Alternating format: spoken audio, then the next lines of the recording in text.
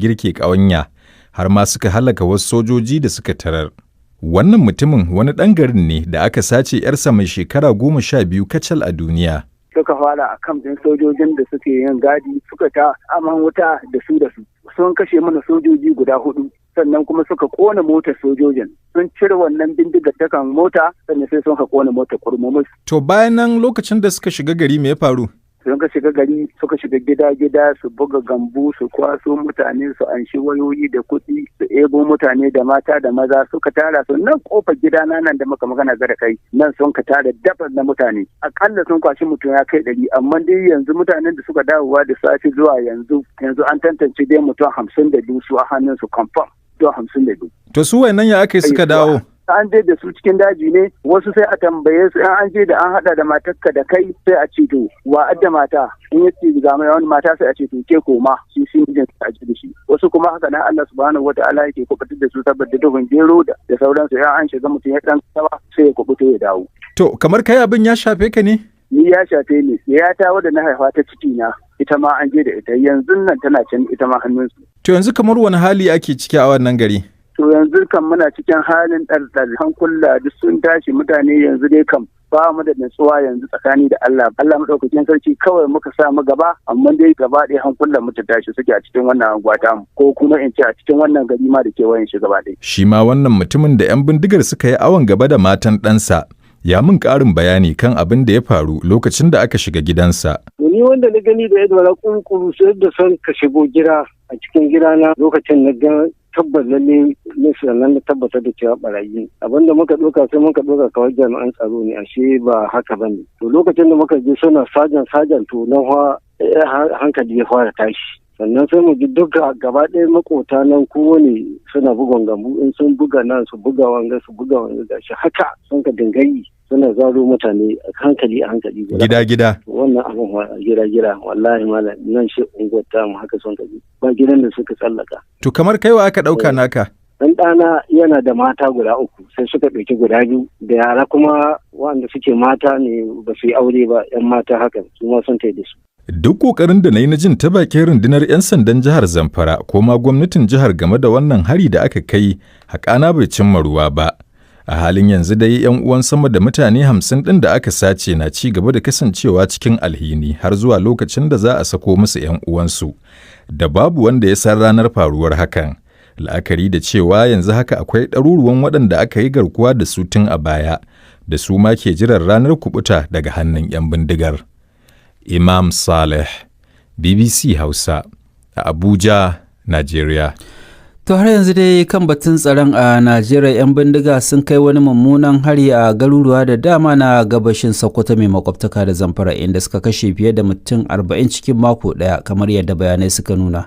Maran sun kuma afka a garin Lajinge da ke karamar hukumar Sabon Birni inda suka kashe akalla mutum 11 ciki har da waɗanda aka kona da ransu.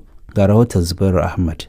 Mazauna yankin sun shaida min cewa maharan sun kai farmaki garin na Lajinge da misalin karfe 11 na daren Asabar inda suka kwana suna kisan jama'a ta hanyar harbi da bindiga da kona su har ya zuwa karfe 3:30 na asubahin ba tare da samun cikakken dauki daga jami'an tsaro ba. Harin dai ya yi sanadiyar mutuwar mutane da dama baya ga kwashe dukiya da ta hada da dabbobi da babura da 'yan bindigar suka yi a garin. Ga abin da waɗannan 'yan garin na Lajinge suka shaida min. Mun rasa rayuka. Sun dinga harbi na mai kan uwa da wadi suka shiga suka kwashi dabbobi da mashushuka sababbi na matasa da suke kabu-kabu sannan suka je suka iske wani gida guda suka shiga ɗaki suka kunna ma mutane wuta mutum 11 suka mutu a cikin ɗakin nan bayan sun yi wannan akwai mata guda 2 waɗanda hawan jini ya taso musu sun rasa rayukansu dan an ka kawo mana irin wannan matsala din mukan kira jami'an tsaro ne abun mamaki har anan Sokoto da kwata mun kira an yi mu assurance za a zo ba a zo ba daga ƙarshe bayan awa ɗaya ana operation jami'an tsaro sun shiga garin Lajinge ga su ga barayin nan suna cikin mota mai silki da ba ta jin harbin bindiga abinda suka fara masu complain ba su da mai mu kan mu mai mamakin shigo su tunda dukkanin mutanen mu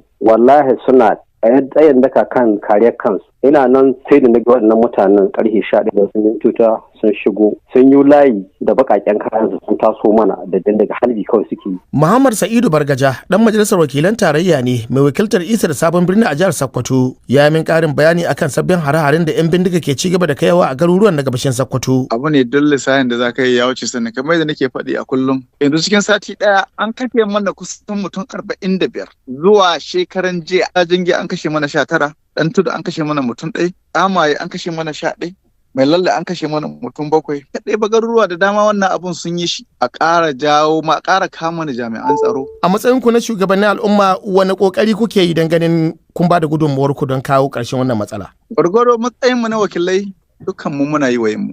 Yana kai magana ga a majalisa in ta shawo ƙananan hukumomin shi kuma ya faɗi shi haƙƙi ne gare ka faɗi ka zarta cewa lallai ga abin da ka faruwa. Gwamnan gwargwado ya sai motoci ya sai babura kuma ya ɗauki yara 'yan forest guard gwargwado a ƙara tsaro ƙaimi amma duk da haka muna ƙara kira sojojin nan taimaka mana da su domin mu ƙara samun tsaro ga wannan bangare.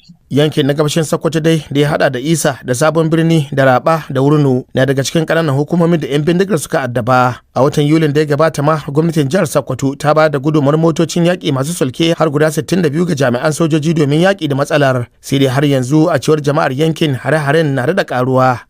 Zubairu Ahmad, BBC Hausa, a Abuja, Najeriya.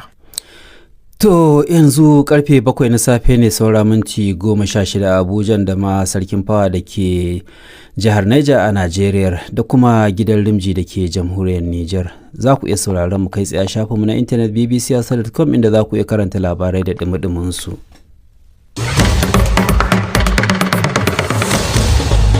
Girke ƙawanya har ma suka halaka wasu sojoji da suka tarar. Wannan mutumin wani ɗan garin ne da aka sace 'yarsa mai shekara 12 kacal a duniya. Suka fara a kamfin sojojin da suke yin gadi suka ta aman wuta da su. Sun kashe mana sojoji guda 4 sannan kuma suka kona motar sojojin. Sun cire wannan bindigar ta kan mota sannan sai sun ka kona motar kurmumus. To bayan nan lokacin da suka shiga gari me ya faru?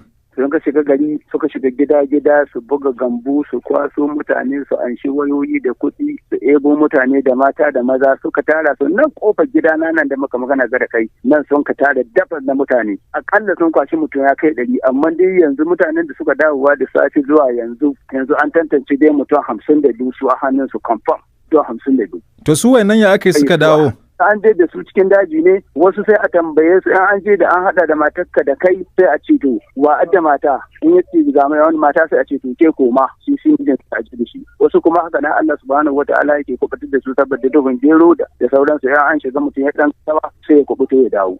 To kamar kai abin ya shafe ka ne? Ni ya shafe ni ya ta wadda na haifa ta ciki na ita ma an je da ita yanzu nan tana can ita ma hannunsu. To yanzu kamar wani hali ake ciki a wannan gari?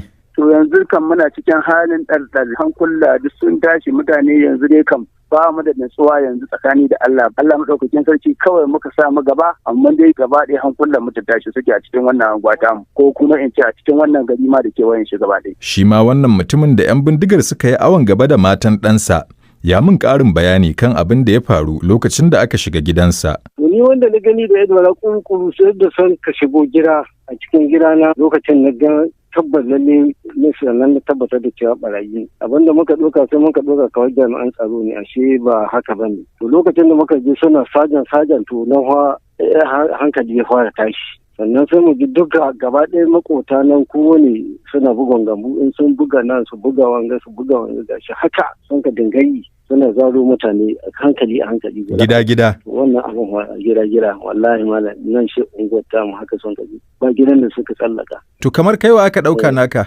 Dan ɗana yana da mata guda 3 sai suka ɗauki guda 2 da yara kuma wanda suke mata ne ba su yi aure ba 'yan mata haka su ma sun tai da su. Duk ƙoƙarin da na yi na jin ta bakin rundunar 'yan sandan jihar Zamfara ko ma gwamnatin jihar game da wannan hari da aka kai haƙana bai cimma ruwa ba. A halin yanzu dai 'yan uwan sama da mutane 50 ɗin da aka sace na ci gaba da kasancewa cikin alhini har zuwa lokacin da za a sako musu 'yan uwansu. Da babu wanda ya san ranar faruwar hakan. La'akari da cewa yanzu haka akwai ɗaruruwan waɗanda aka yi garkuwa da su tun a baya, da su ma ke jiran ranar kuɓuta daga hannun 'yan bindigar. Imam Saleh, BBC Hausa, a Abuja, Najeriya. To har yanzu dai kan batun tsaron a Najeriya 'yan bindiga sun kai wani mummunan hari a garuruwa da dama na gabashin Sokoto mai makwabtaka da Zamfara inda suka kashe fiye da mutum 40 cikin mako daya kamar yadda bayanai suka nuna. Maharan sun kuma afka a garin Lajinge da ke karamar hukumar Sabon Birni inda suka kashe akalla mutum 11 ciki har da waɗanda aka kona da ransu. Ga rahoton Zubairu Ahmad. Mazauna yankin sun shaida min cewa maharan sun kai farmaki garin na Lajinge da misalin karfe 11 na daren Asabar inda suka kwana suna kisan jama'a ta hanyar harbi da bindiga da kona su har ya zuwa karfe 3:30 na asubahin ba tare da samun cikakken dauki daga jami'an tsaro ba. Harin dai ya yi sanadiyar mutuwar mutane da dama baya ga kwashe dukiya da ta hada da dabbobi da babura da 'yan bindigar suka yi a garin. Ga abin da waɗannan 'yan garin na Lajinge suka shaida min. Mun rasa rayuka.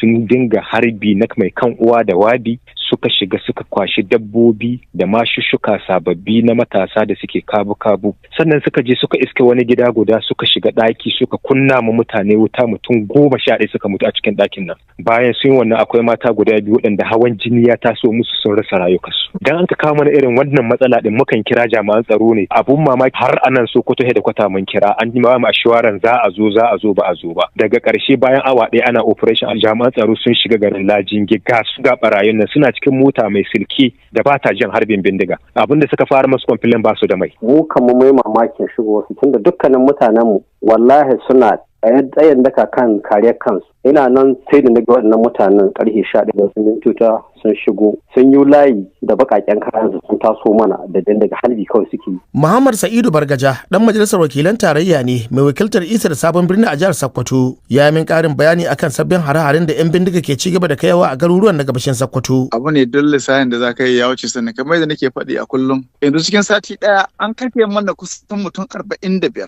zuwa shekaran jiya Lajinge an kashe mana 19, ɗan tudu an kashe mana mutum 1, Amaye an kashe mana 11, mai lalle an kashe mana mutum 7. Kaɗai ba garuruwa da dama wannan abun sun yi shi a ƙara jawo ma ƙara kama da jami'an tsaro. A matsayin ku na shugabannin al'umma wani ƙoƙari kuke yi don ganin kun ba da gudunmuwar ku don kawo ƙarshen wannan matsala? Gwargwaro matsayin mu na wakilai dukkan mu muna yi wa mu. Yana kai magana ga a majalisa in ta shawo ƙananan hukumomin shi kuma ya faɗi shi haƙƙi ne gare ka faɗi ka zarta cewa lallai ga abin da ka faruwa. Gwamnan gwargwado ya sai motoci, ya sai babura, kuma ya ɗauki yara 'yan forest guard gwargwado a ƙara tsaro ƙaimi, amma duk da haka muna ƙara kira sojojin nan taimaka mana da su domin mu ƙara samun tsaro ga wannan bangare. Yankin na gabashin Sokoto dai da ya hada da Isa da Sabon Birni da Raba da Wurno na daga cikin ƙananan hukumomin da 'yan bindigar suka addaba. A watan Yulin da ya gabata ma gwamnatin jihar Sokoto ta ba da gudunmawar motocin yaƙi masu sulke har guda 62 ga jami'an sojoji domin yaƙi da matsalar. Sai dai har yanzu a cewar jama'ar yankin hare-haren na da ƙaruwa.